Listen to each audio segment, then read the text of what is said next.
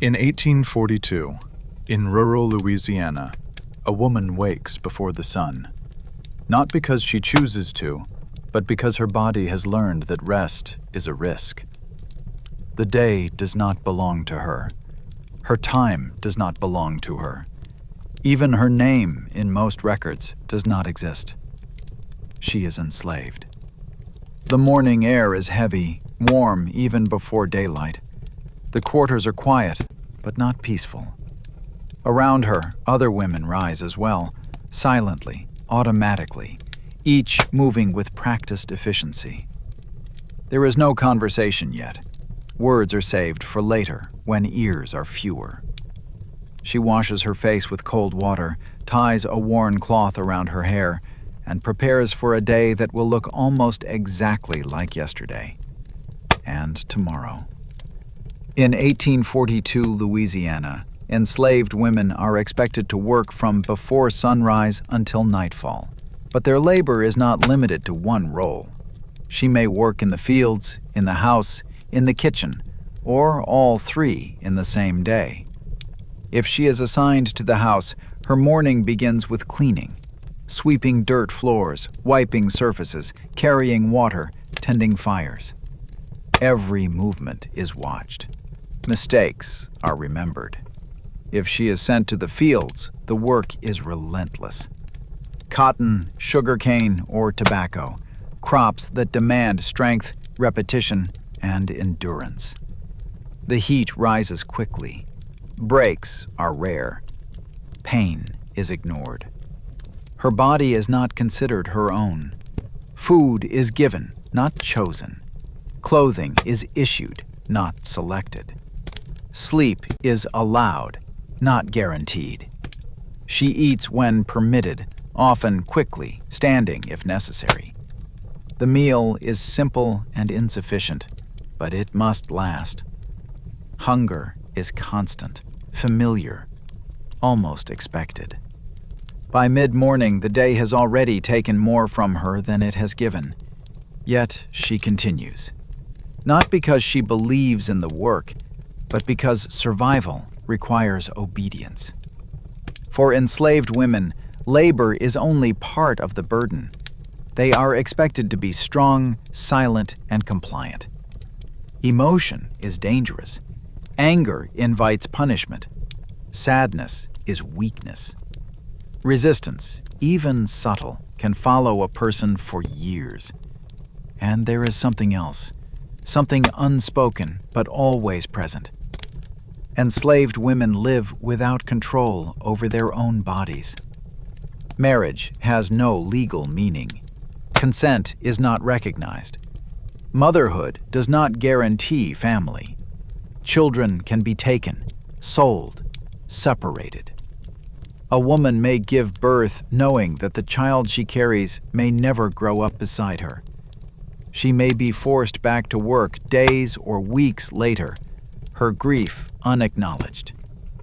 Love exists, but it must hide. Hope exists, but it is fragile. At midday, the sun is unforgiving. Sweat soaks clothing, muscles ache. The body slows, but the work does not. Overseers watch time closely. Portugal livity matters more than people. If she works in the house, the afternoon may involve cooking, washing, serving. If she works in the fields, the pace rarely changes. Either way, she is always available, always expected, always replaceable. Her value is measured, recorded, and discussed by others, never by herself. As the day drags on, exhaustion becomes normal. Pain blends into routine. The mind learns to drift, to small memories, quiet thoughts, imagined futures that may never come. Some women count days. Others stop counting entirely. Late afternoon brings no relief, only the promise that the day will eventually end. But even evening is not freedom.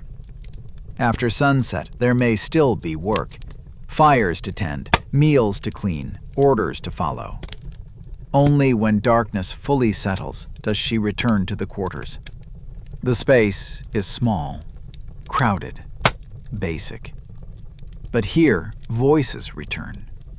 Low conversations, shared looks, a brief sense of community. Stories are whispered, warnings are shared. Laughter, when it appears, is careful and rare, but powerful. This is where humanity survives.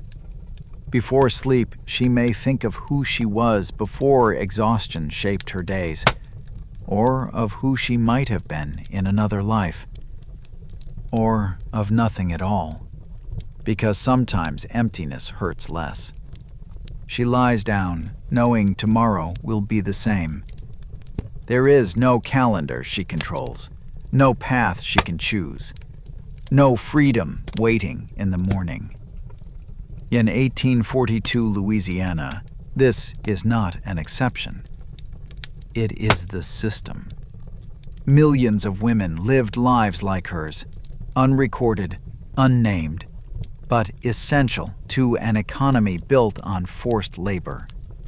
Their strength sustained households, plantations, and entire industries.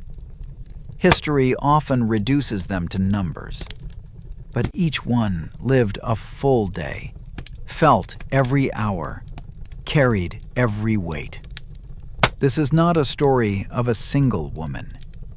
It is the story of a life without choice. Centuries later, her footsteps are gone, but the consequences remain. The silence forced upon women like her shaped generations that followed. Their lives were not documented in detail, yet their endurance built the foundations of the modern world. Remembering these days is not about reopening wounds, but about refusing to erase them. Because forgetting is another form of denial, and history, when ignored, finds ways to repeat itself.